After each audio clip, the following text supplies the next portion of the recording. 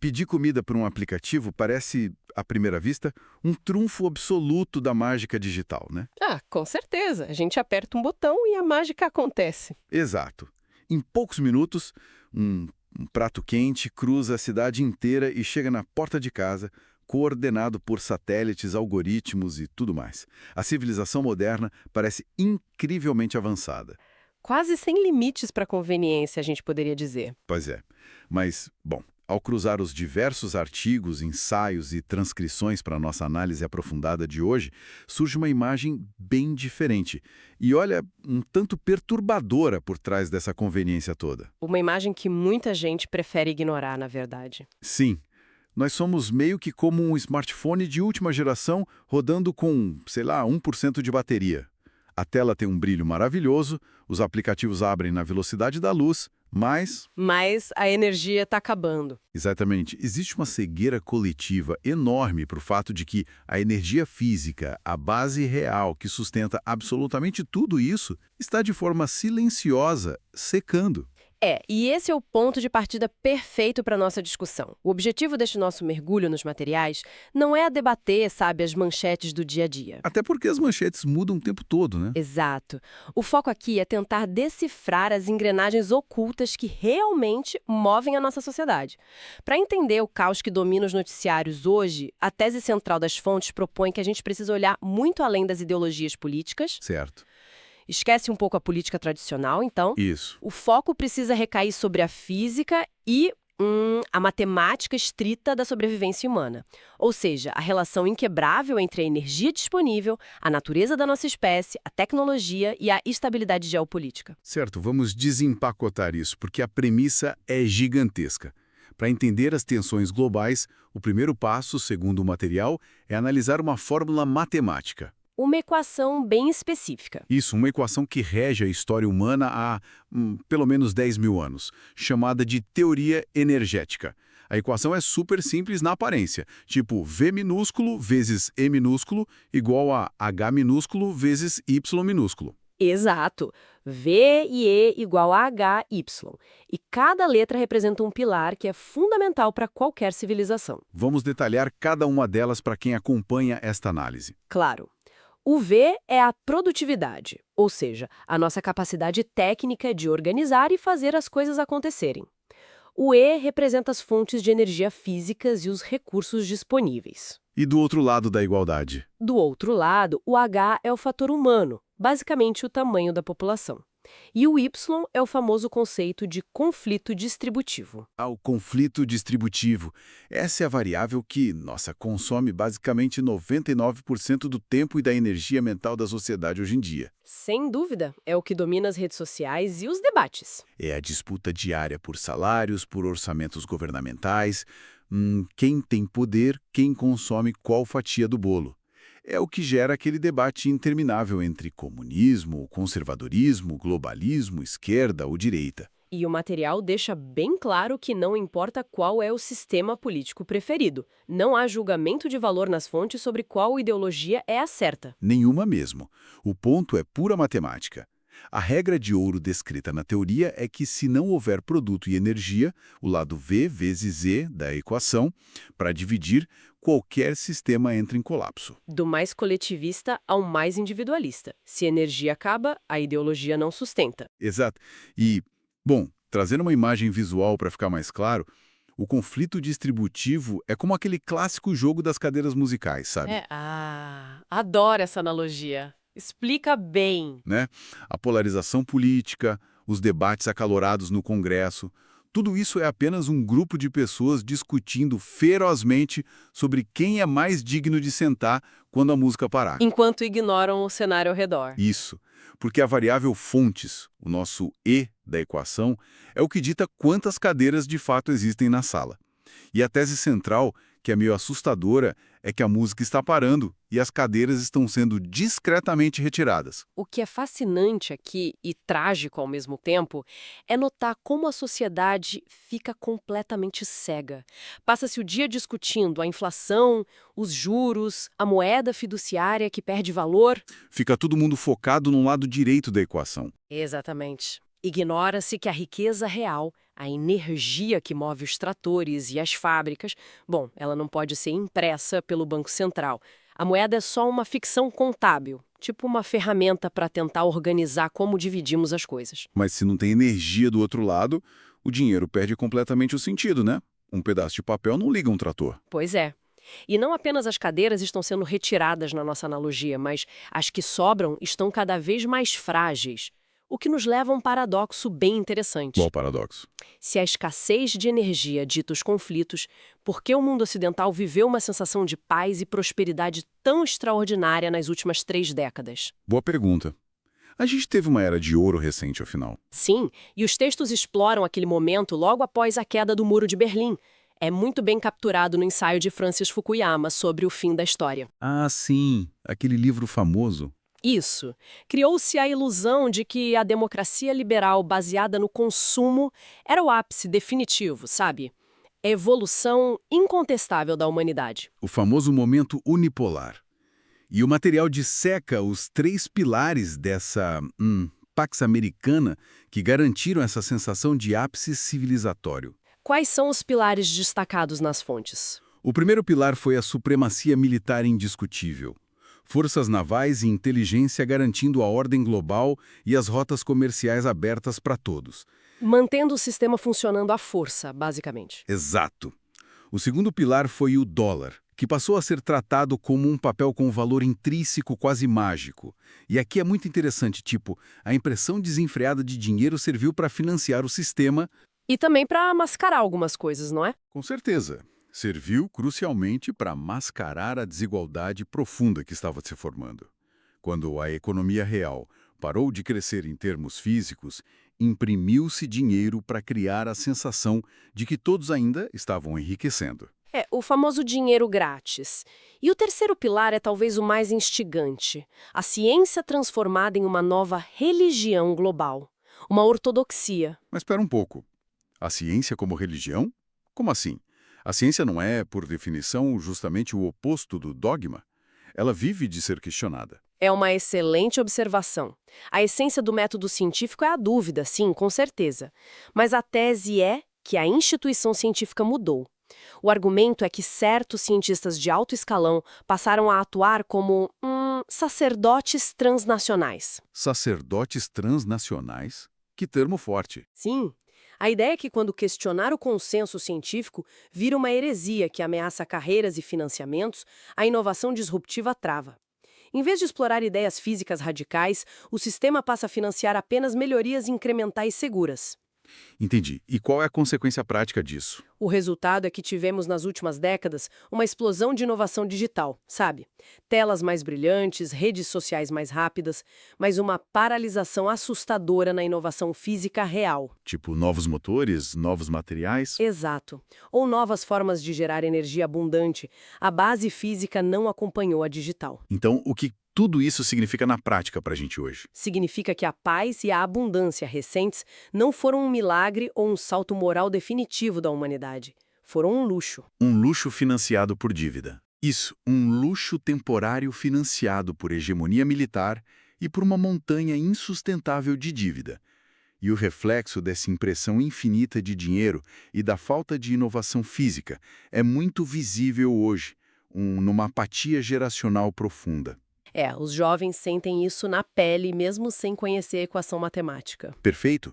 Nota-se que parte da juventude atual recorre de forma compulsiva a apostas esportivas e criptomoedas. E a lógica por trás disso, segundo os textos, até faz sentido. Faz sentido porque é uma percepção de que o sistema tradicional quebrou, né? Exato. Existe uma percepção clara de que o trabalho duro tradicional, bater ponto das 9 às 5, não é mais matematicamente suficiente para alcançar a estabilidade e a riqueza que a geração mais velha acumulou. É a decadência descrita nas fontes como um ciclo histórico clássico. Impérios atingem o topo do seu poder e, inevitavelmente, tornam-se confortáveis, burocráticos e financiarizados. Ficam preguiçosos, de certa forma. Sim, e passam a ignorar ou quebrar as regras internacionais que eles mesmos ajudaram a criar. E quando essa paz artificial começa a se fragmentar, o sistema inteiro é forçado a encarar a dura realidade termodinâmica. Aquela mesma realidade que foi mascarada por montanhas de dinheiro impresso. E olha, essa apatia, somada à falta de inovação física que consiga romper a barreira da energia, nos leva a um buraco ainda mais fundo. Um buraco existencial, a gente diria. Pois é. Nós não estamos apenas terceirizando a nossa economia ou a fabricação de chips. O argumento avança para a ideia de que estamos terceirizando a nossa própria essência humana para as máquinas. Entramos aqui no conceito da era da técnica. O material cita o filósofo Heidegger com o conceito do Gestel. Gestel é uma palavra meio pesada, né? Como a gente traduz isso na prática? É um conceito filosófico denso, mas a mecânica dele dita a nossa vida moderna. Heidegger alertava que chegaria um momento em que o mundo, a natureza e as próprias pessoas passariam a ser vistos puramente como recursos utilitários. Como se tudo virasse uma métrica de eficiência numa planilha. Isso mesmo. Pense numa floresta, por exemplo. Ela deixa de ser vista como um ecossistema complexo e passa a ser encarada apenas como madeira em potencial. Trazendo isso para o nosso dia a dia, é como aqueles algoritmos corporativos que monitoram até os segundos que um funcionário de armazém gasta para ir ao banheiro. Nossa, um exemplo perfeito e terrível ao mesmo tempo. O ser humano ali não é uma pessoa com necessidades biológicas, emoções ou limites. Ele é reduzido a um output matemático numa matriz de eficiência. Exatamente. O humano vira uma mera engrenagem imperfeita. E, bom, nessa busca implacável pela eficiência total, ocorre a substituição da inteligência biológica pela inteligência digital. E vamos combinar que é uma competição completamente desleal. A nossa inteligência biológica é baseada numa memória falha, né? Sofre influência de emoções, de traumas inconscientes. Precisa de 8 horas de sono. É super frágil. Já a inteligência digital e a IA têm acesso instantâneo a toda a base de dados da humanidade e operam numa capacidade produtiva que nunca dorme. Nunca tira folga. E a consequência disso na nossa psique é uma alienação brutal. O córtex pré-frontal, que é a parte do nosso cérebro responsável pela reflexão profunda e pelo planejamento de longo prazo, perde a batalha. É diária para os desejos primitivos de recompensa imediata, que são constantemente bombardeados por algoritmos projetados para nos engajar e nos manter ali, clicando. Sabe que há uma analogia biológica muito pertinente aí na análise. O cérebro humano evoluiu na savana africana sob pressões extremas de escassez de energia e comida. Ele foi programado para buscar calorias rápidas. Isso, calorias rápidas e recompensas de curto prazo, porque sobreviver até o dia seguinte era o único objetivo. É a analogia da loja de doces. Ah, sim, a ideia de que somos reféns da nossa própria biologia no ambiente artificial. Colocar um humano moderno no ambiente digital de hoje é como soltar uma criança numa loja de doces e esperar que ela coma brócolis. Não vai rolar, sabe? A programação biológica grita por açúcar. Ou, no caso, por dopamina digital. Mas hoje, a gente habita um mundo de ameaças que são extremamente complexas e de longo prazo. No fundo, somos símios operando smartphones, terceirizando nossa cognição para IAs. Terceirizamos até para lembrar o caminho de casa com GPS ou a receita de família. É assustador. E isso levanta uma questão estrutural severa, segundo as fontes. Se a lógica absoluta do mundo moderno se torna puramente a eficiência da produção, o ser humano passa a ser o elo fraco da cadeia. O humano é falho, tem crises emocionais, consome recursos vitais, fica doente.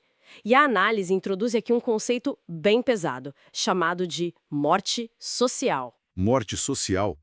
Como isso se aplica nesse contexto? Com a ascensão plena da automação de alto nível e da IA, bilhões de pessoas correm o risco de se tornarem matematicamente desnecessárias para o sistema produtivo global. Deixam de ser a força de trabalho essencial. Exato. Elas deixam de ser exploradas no sentido tradicional do capitalismo para se tornarem economicamente irrelevantes. Aqui é que a coisa fica realmente interessante, porque escancara uma grande contradição nas nossas crenças modernas. A narrativa predominante hoje é de que a tecnologia vai nos salvar de qualquer crise. É a grande promessa do Vale do Silício, né? Pois é. Lembra daquele aplicativo de entrega de comida que mencionamos no começo? Parece mágica, mas aquele aplicativo, o servidor em nuvem que processa o pedido, o GPS que guia o entregador... Tudo isso precisa de energia real. Muito mais que isso. Tudo isso é apenas um verniz digital muito brilhante aplicado sobre uma montanha de petróleo barato. O digital não flutua no vazio. Se a fonte material de energia, a nossa variável E, da equação lá do início, sofrer um choque estrutural, Não há linha de código no mundo que faça a comida chegar. O aplicativo simplesmente para de ter utilidade. exatamente. Esse é o abismo físico. A grande falha de cálculo de quem acredita que a tecnologia resolve tudo de forma imaterial, sabe? Existe uma dependência estrutural intransponível no nosso modo de vida. Absolutamente tudo o que compõe a vida moderna deriva da cadeia do petróleo e do gás. Os plásticos dos computadores, as fibras sintéticas das nossas roupas, os princípios ativos dos remédios, o asfalto nas ruas. Os fertilizantes para a comida? Principalmente os fertilizantes. É impressionante. Isso destrói completamente aquele mito de que as grandes megacidades modernas do mundo em desenvolvimento são o ápice do sucesso globalizado. Cidades gigantes na Índia ou na China, com 10, 20 milhões de habitantes, Isso.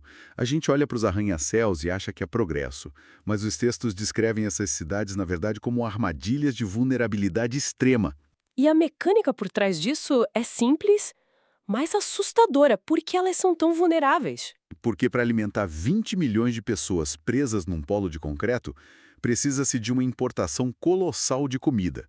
Essa comida exige agricultura em hiperescala, que só funciona com fertilizantes modernos. E de onde vem o fertilizante? Da amônia, que é sintetizada a partir de gás natural e petróleo.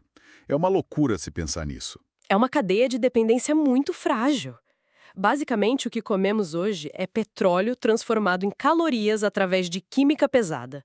Sem esse fluxo contínuo de energia fóssil barata, essas megacidades não conseguem se sustentar. Elas entrariam em colapso em poucas semanas, né? Muito frágil.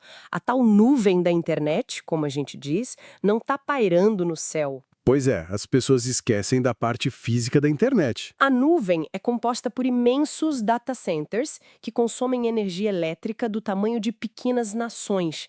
Eles são conectados por cabos submarinos físicos que cruzam o fundo dos oceanos. Cabos reais, que podem ser rompidos ou cortados. Sim, o rompimento coordenado de alguns desses cabos poderia paralisar, estimam as fontes, cerca de 30% de uma economia mundial que virou refém total da transferência de dados. Nossa, mas... Bom, há quem argumente ao ler essas coisas. Peraí, nós estamos extraindo mais petróleo hoje do que em qualquer momento da história? O que é um fato, nós estamos. E é aqui que entra um conceito físico implacável que as pessoas geralmente desconhecem. O EROE, que é a sigla em inglês para Retorno de Energia sobre a Energia Investida. Você pode explicar como isso funciona exatamente? Claro, a mecânica do EROE é, na verdade, a verdadeira contagem regressiva da nossa sociedade. Imagine que, há 80 anos, para extrair petróleo no Texas, bastava investir o equivalente a um barril de energia. Para perfurar alguns metros de solo, por exemplo. Isso, o solo era macio, o petróleo estava perto da superfície, então você gastava um barril de energia e obtinha 100 barris de volta. Era energia jorrando quase de graça. E hoje, o cenário mudou muito. Mudou drasticamente. Hoje, todo esse petróleo fácil, superficial, já acabou. Para conseguir a mesma quantidade, precisamos construir plataformas oceânicas multibilionárias, perfurar quilômetros de rocha no fundo do oceano. E ainda refinar um óleo pesado, sujo, que dá mais trabalho. Exatamente. O resultado do EROE moderno é que hoje nós investimos um barril de energia e o retorno despencou para talvez 5 ou 10 barris, dependendo da fonte. Ou seja, estamos gastando quantidades cada vez maiores de energia apenas para conseguir manter a própria extração funcionando. É uma contabilidade trágica, se a gente parar para pensar. A matemática começa a não fechar. A metáfora usada nas fontes e que eu achei fantástica é a de um agricultor desesperado que começa a comer as próprias sementes que deveriam ser guardadas para o plantio do ano seguinte. A fome de hoje é saciada, mas a ruína do amanhã é garantida. Perfeito. E qual é o desfecho desse cenário termodinâmico? Se o limite físico dessa extração for atingido e a energia se tornar, sabe, proibitivamente cara. Bom, o modelo das megacidades entra em colapso logístico. Sem comida suficiente e com as cadeias de suprimento travadas, o que os textos projetam é bem obscuro. O surgimento da fome estrutural. Sim. E disputas violentas por recursos básicos como água potável e fertilizantes. além do desencadeamento de ondas de migração em massa numa escala nunca vista. É a invocação brutal do que historicamente se conhece como os 4 cavaleiros do Apocalipse, né? Peste, guerra, fome e morte. Mas não como um castigo divino ou místico. Não, nada disso. É visto como um mecanismo físico corretivo.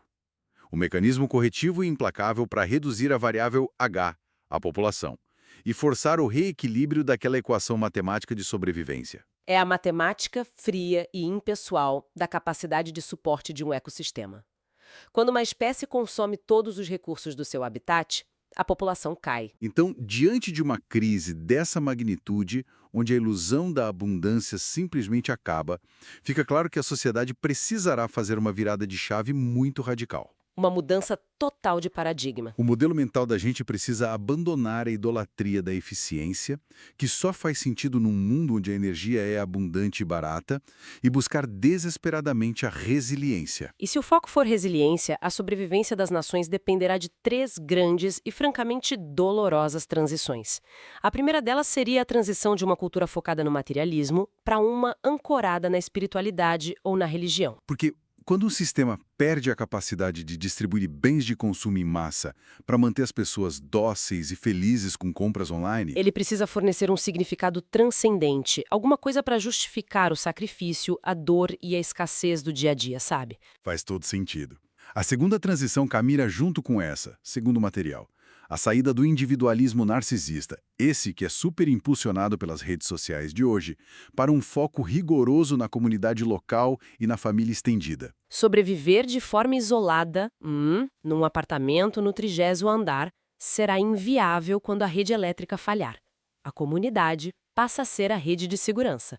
Mas é a terceira transição apontada que parece ser a mais explosiva politicamente. A transferência de poder geracional, a quebra da gerontocracia. Explica um pouco mais como os textos abordam isso, por favor. Hoje, o poder político, a maior parte da riqueza financeira e o acesso à medicina de ponta que prolonga a vida estão concentrados nas mãos de uma elite bastante envelhecida. Só olhar a idade média dos líderes mundiais e dos bilionários. Exato. Mas para que uma sociedade seja verdadeiramente resiliente frente a um colapso estrutural, a energia, o poder de decisão e os recursos precisariam fluir para a juventude. Para quem tem o vigor físico para reconstruir e trabalhar na infraestrutura pesada.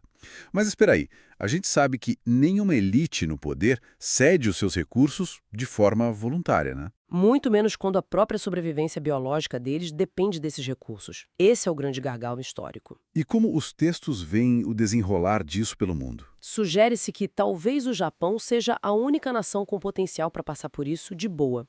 Por ter uma cultura profundamente alicerçada no dever e na reverência silenciosa ao bem coletivo, o Japão poderia orquestrar essa transferência geracional de forma minimamente pacífica. E no restante do mundo? No restante do mundo, a recusa em ceder recursos para a juventude promete gerar fissuras sociais e conflitos civis severos. Nossa, intenso.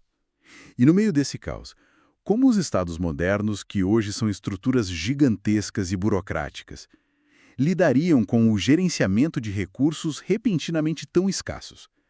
O conceito levantado nas fontes é o do tecnomarxismo. É um conceito bem assustador, para ser sincera. Como essa mecânica funcionaria na prática?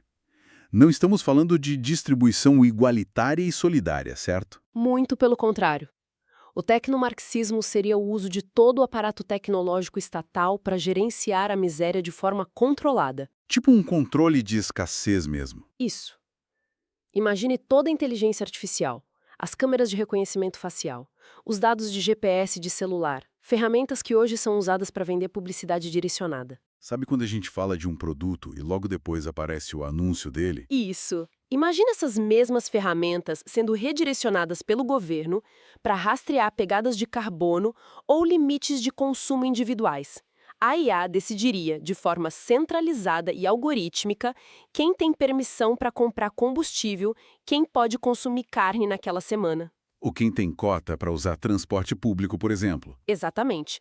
Uma vigilância em massa usada para um racionamento estrito, punitivo e altamente controlado. Criando, na prática, uma nova e muito rígida divisão de classes.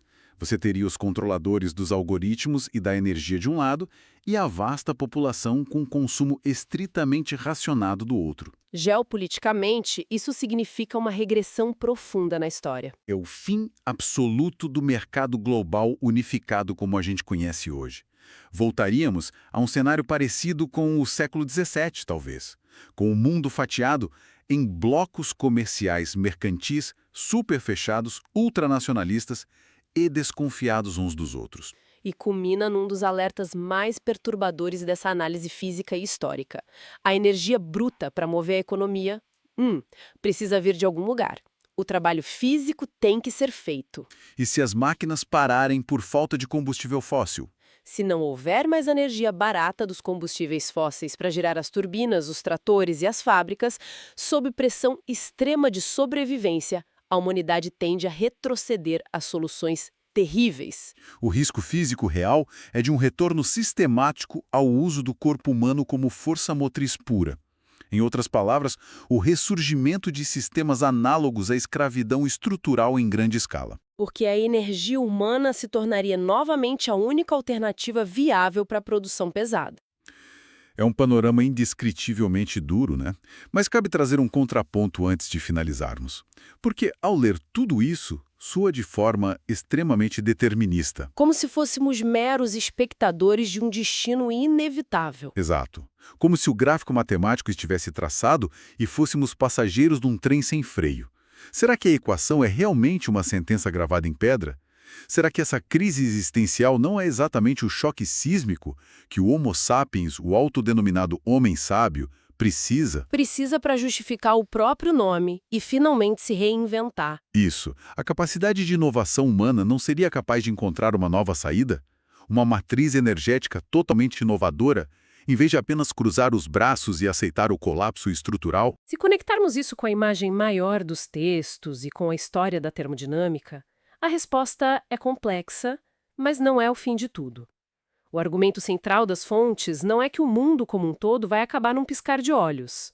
O planeta Terra e a biosfera vão continuar perfeitamente bem. A natureza sempre se cura, de um jeito ou de outro. Exato. O que está com os dias contados é o mundo que nós conhecemos. Esse modelo anômalo baseado na premissa do consumo infinito de recursos num planeta que é finito. A resiliência vai exigir muito mais do que inovação tecnológica, sabe? Vai exigir o que então? Vai exigir uma profunda recalibragem moral e filosófica.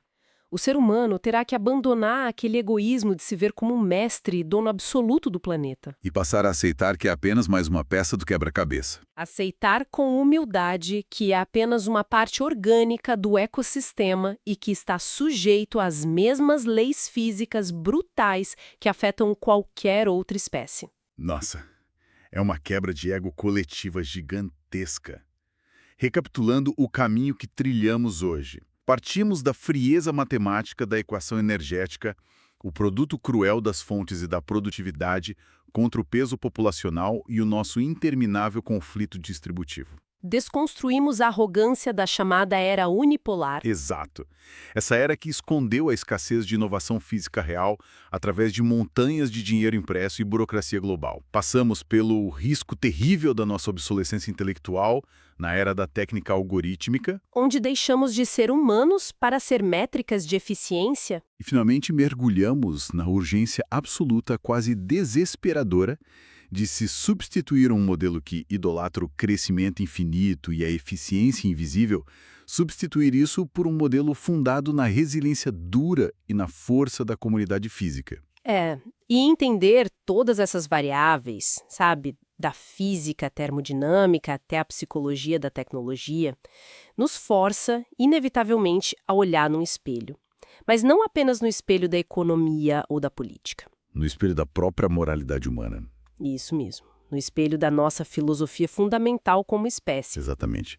Fica uma reflexão profunda que ecoa silenciosamente por todas as entrelinhas das fontes que analisamos hoje. Uma reflexão que não estava explícita na primeira página, mas que permeia tudo. Se grande parte da nossa percepção contemporânea sobre direitos universais, valor da vida humana, liberdade individual e solidariedade foi, na verdade, subsidiada por uma era histórica totalmente anômala, de extrema abundância de petróleo e energia fácil. A pergunta que não quer calar é: o que acontece com a ética quando essa energia secar de vez? É de arrepiar. Será que as nossas definições do que é bom, do que é justo ou humano vão se transformar de forma fria e pragmática apenas para refletir aquilo que consome menos energia num ambiente de escassez? Quando os recursos diminuem, os valores universais tendem a se adaptar à sobrevivência básica. Infelizmente. Uma questão pesada para carregar e refletir ao longo do dia, com certeza. É o tipo de provocação que expõe o quanto as nossas crenças mais íntimas, que a gente acha inabaláveis, são moldadas pelas forças materiais e invisíveis que operam ao nosso redor. Fica o desejo de que esta nossa imersão profunda nas fontes tenha trazido mecanismos surpreendentes à tona e um novo fôlego intelectual para todos, para a gente tentar compreender a complexidade brutal e fascinante do mundo em que operamos. Agradecemos a todos que nos acompanham por dividir essa jornada pelas ideias e pela curadoria desse material revelador. E fica o nosso convite para que a curiosidade continue sempre acesa. O smartphone da civilização pode, de facto, estar operando no 1% de bateria agora, mas olha, enquanto a tela ainda brilha, ainda resta a oportunidade de decifrar como o sistema funciona. Muito antes que a música do jogo das cadeiras pare definitivamente de tocar.